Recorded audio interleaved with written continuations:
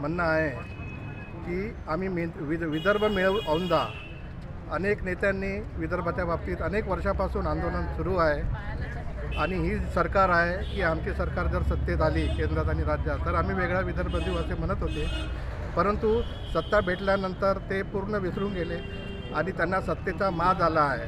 तो सत्तेचा माज इतका वाढलेला आहे की त्यांची एवढी चमडी जाडी झाली आहे की आता सुईनं काम होणार नाही, आता त्याला दाबणच पाहिजे।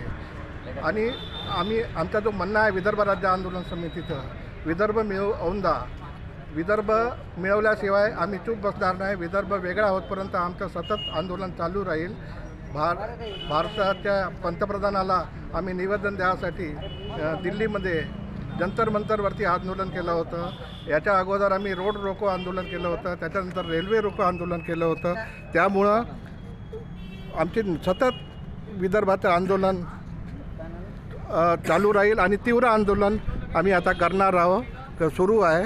त्यामुळं वेगळा विदर्भ झालाच पाहिजे असं आमचं म्हणणं आहे। वेगळा विदर्भ, वेगळा विदर्भ।